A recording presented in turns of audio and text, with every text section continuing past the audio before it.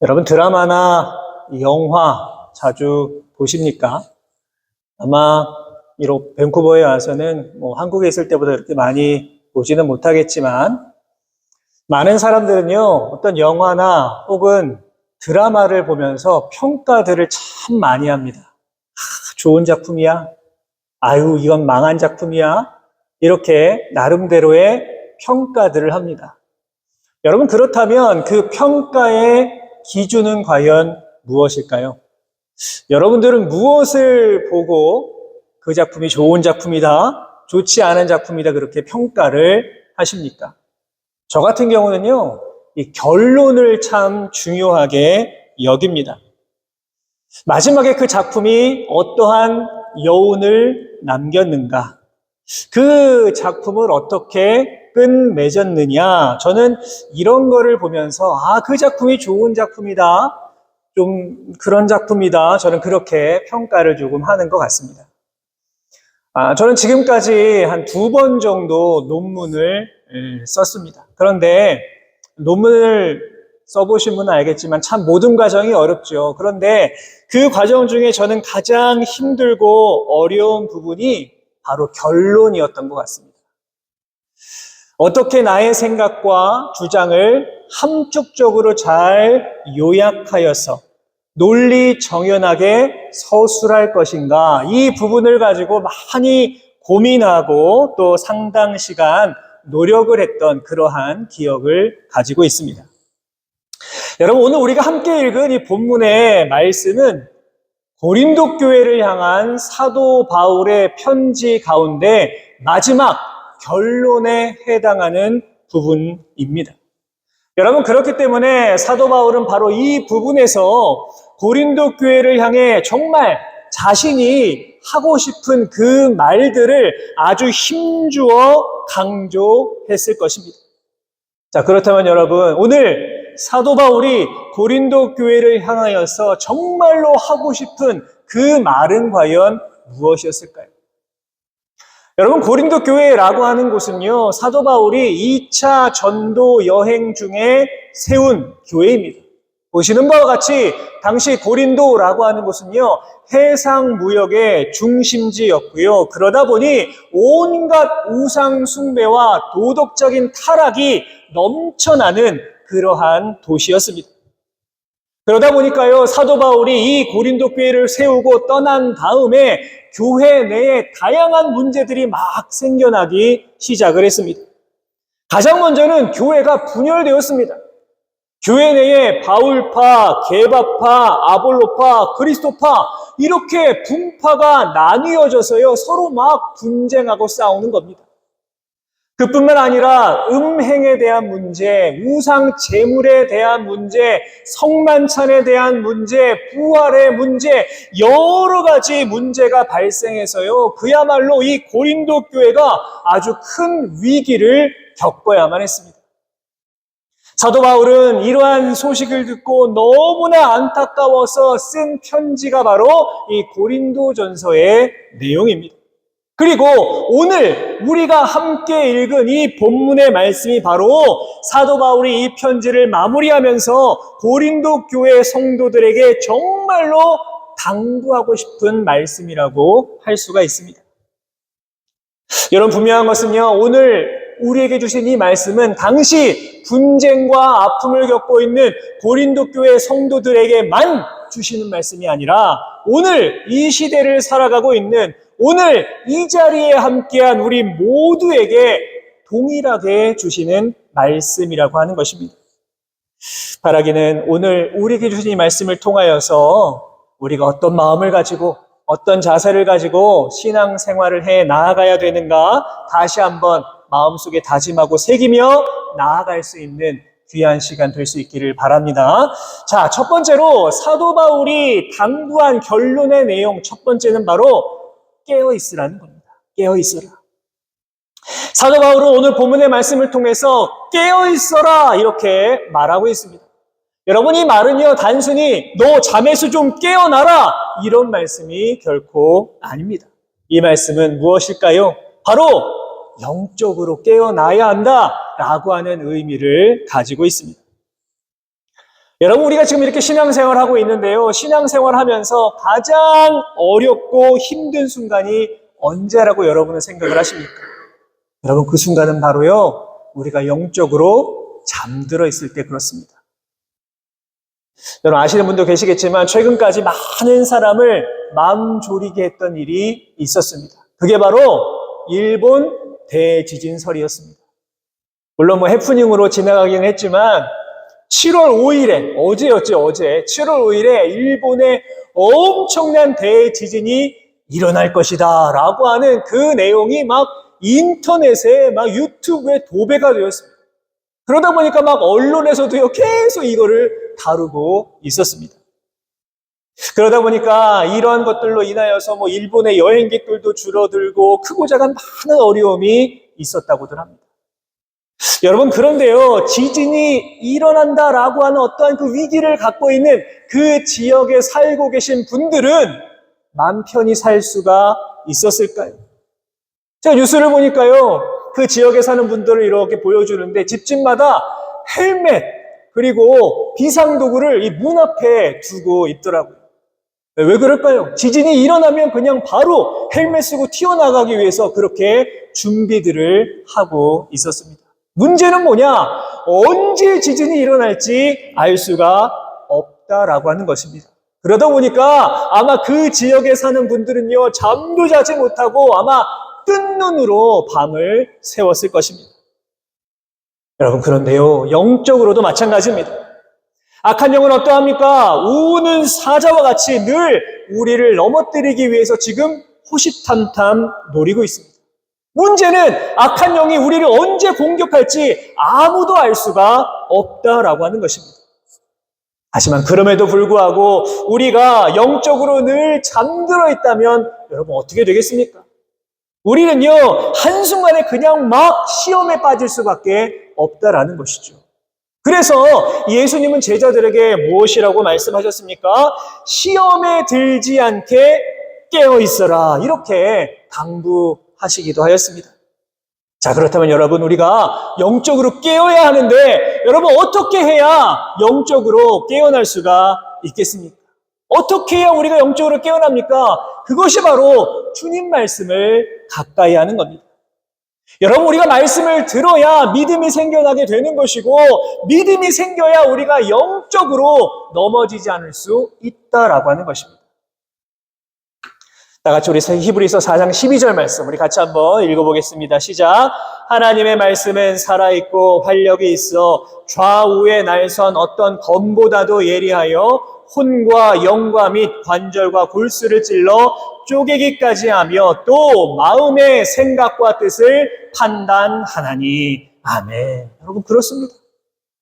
살아있는 하나님의 말씀이요, 바로 우리를 영적으로 잠들지 않도록 하나님 말씀이 우리를 영적으로 깨워주는 것입니다. 주님 말씀이 우리를 어떤 악한 영의 공격에도 다 방어할 수 있도록 만들어주는 것입니다. 이 시간 여러분의 모습을 한번 돌아보십시오. 우리 마음을 한번 돌아보십시오. 혹시라도 우리가 영적으로 잠들어 있는 것 아닙니까? 여러분, 그렇다면 이제 우리가 영적으로 다시 한번 깨어나기 위해 노력해야만 합니다. 더욱더 우리 하나님 말씀을 사모하시고 어떤 악한 영의 공격도 다 막아내실 수 있는 우리 모든 성도 여러분 되시기를 주님의 이름으로 부탁을 드립니다. 자, 사도 바울이 당부한 두 번째는 뭐냐? 믿음에 굳게 서라는 것입니다. 믿음에 굳게 서라.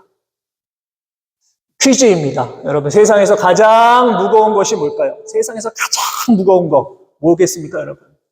예, 맞습니다. 눈꺼풀입니다. 눈꺼풀. 무슨 의미일까요? 잠을 이겨낼 수가 없다라고 하는 것이죠. 실제로 그러합니다. 막 졸음이 막 쏟아지면요, 이겨낼 수가 없습니다. 운전을 하다가도 막 잠이 막 쏟아지면 세워야 합니다. 너무 졸려서 도저히 눈을 뜰 수가 없기 때문에 그렇죠. 여러분, 하지만 그럼에도 불구하고 이 잠을 조금이라도 물리치기 위해서는 뭐가 필요할까요?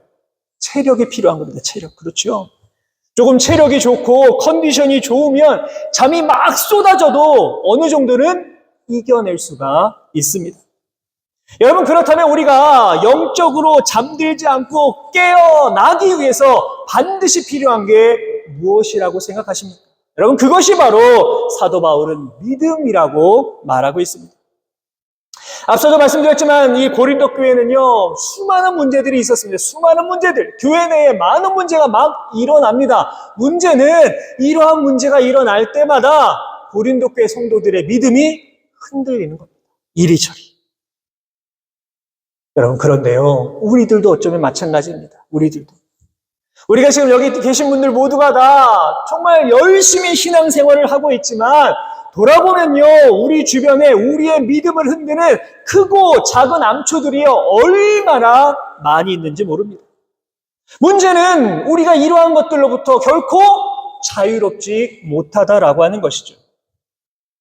내가 전혀 예상하지 못한 여러 가지 시험이 다가오면요, 나도 모르게 쉽게 무너져 버릴 때가 있습니다.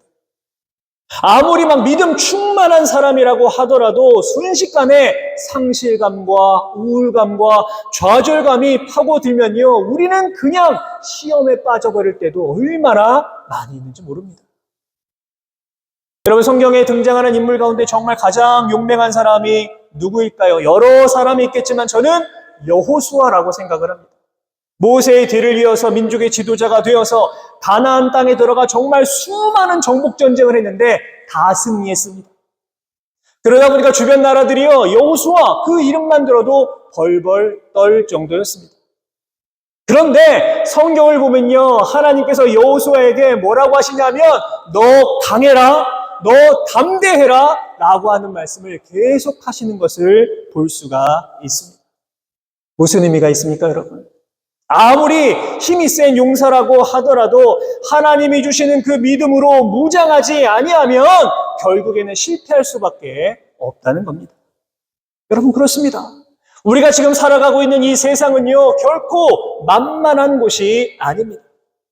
내가 아무리 신앙생활 열심히 하고 내가 아무리 교회를 열심히 다닌다라고 하더라도 우리들의 믿음이 단단하지 아니하면 세상 앞에 쓰러지고 넘어질 수밖에 없습니다. 여러분, 제가 늘 말씀드리지만 믿음은 뭐와 같습니까? 믿음은요, 아이스크림하고 똑같습니다. 아이스크림 가져다가 지금같이 더운 날씨에 밖에 한번 그냥 두어 보십시오. 어떻게 됩니까? 순식간에 녹아내립니다. 그 형체도 사라집니다. 맛도 사라집니다. 그렇다면 맛있는 아이스크림을 먹으려면 어떻게 해야 됩니까? 당연히 냉동고에 잘 보관해야만 합니다. 그런데요, 믿음도 이와 똑같습니다.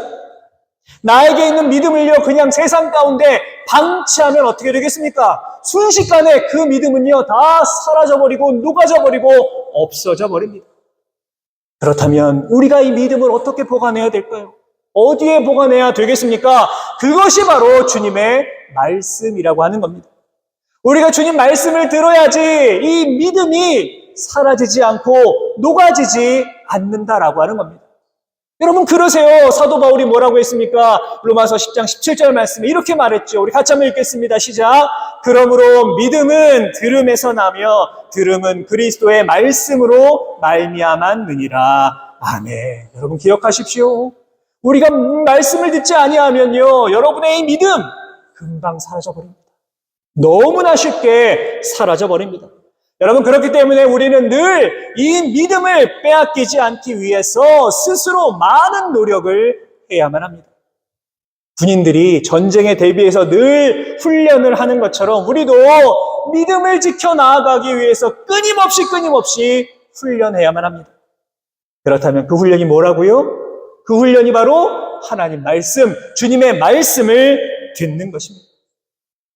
우리가 주님 말씀 듣기를 사모하고 그 말씀을 마음에 새기고 오늘도 내가 그 말씀대로 살아가야지 이렇게 다짐하며 노력하며 나아갈 때에 우리는 더욱더 믿음의 굳건한 반석 위에서 나아갈 줄로 믿습니다. 바라기는 결코 여러분 세상 속에서 흔들리지 않는 그런 믿음의 용사가 되셔서 믿음으로 세상을 이기고 승리하며 살아가는 우리 모든 성도 여러분 되시기를 바랍니다. 자, 사도 바울이 당부한 세 번째는 무엇입니까? 강건하라는 겁니다. 강건해라.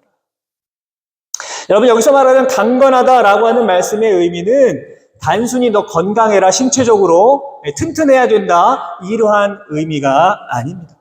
여기서 강건하라라고 하는 것은요, 바로 영적인 힘, 신앙의 근육을 키워라라고 하는 의미가 담겨 있습니다. 여러분, 믿음이 중요하다는 거 우리가 다 알고 있죠, 그죠? 계속 말하고 있습니다. 믿음이 너무너무 중요합니다. 다 알고 있습니다. 그런데 어떠합니까, 여러분? 우리가 신앙생활을 하다 보면 때로는 그 믿음이 흔들릴 때가 있습니다. 그렇지 않습니까? 여기 계신 분들은 너무나 믿음이 좋아서 그런 일이 없을 것 같지만 어쨌든 우리가 신앙생활을 하다 보면 때로는 믿음이 흔들릴 때가 있다는 것이죠. 믿음으로 세상을 살아가야 된다. 우리가 다 알고 있지만 때로는 신앙의 무기력감이 찾아올 때도 있습니다. 기도도 잘 되지 않습니다. 말씀을 들어도요, 감흥이 없습니다. 주일에 교회에 나오는 것 너무나 버겁게 느껴질 때도 있습니다. 그렇다면 이러한 마음이 드는 이유가 무엇입니까? 왜 그럴까요? 그것은 바로 우리의 영적인 근육이 약해졌기 때문에 그렇습니다. 아무리 훌륭한 운동선수라고 하더라도 꾸준히 운동하지 않으면요, 근육이 금방 빠져버립니다. 체력도 약해져 버립니다. 여러분, 그런데 이 영적인 능력도 마찬가지입니다. 꾸준히 단련하지 아니하면 금방 영적으로 우리가 지치고 약해집니다. 그래서 사도 바울은요, 디모데후서 2장 1절에서 이렇게 말했습니다. 내 아들아, 그러므로 너는 그리스도 예수 안에 있는 은혜 가운데서 강하고.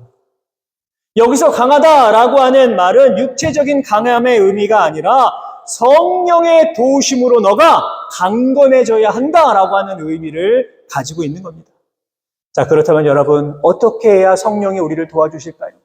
성령의 힘으로 우리가 강건해져야 되는데 어떻게 해야 우리가 성령의 힘으로 강건해질 수 있겠습니까? 여러분, 그것이 바로 기도입니다. 기도가 무엇입니까? 기도는요, 하나님과 나를 이어주는 통로라고 할 수가 있습니다.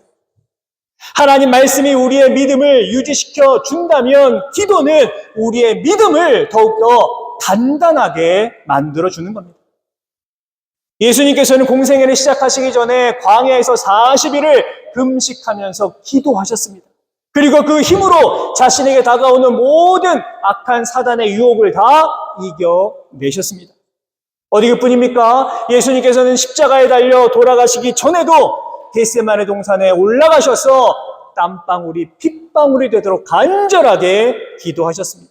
그리고 그렇게 기도할 때에 당당하게 죽음을 이기시고 십자가의 길로 나아갈 수가 있었습니다. 여러분, 이처럼 우리가 기도할 때 성령 하나님께서 여러분들의 믿음을 더욱더 단단하게 해주심을 기억하시고 그렇게 강건한 믿음으로 이 땅을 살아가시는 우리 모든 성도 여러분 되시기를 바랍니다. 자, 마지막 네 번째로 사도 바울이 당부하고 있는 것은 바로 이것입니다. 모든 일은 사랑으로 행해야 된다는 겁니다.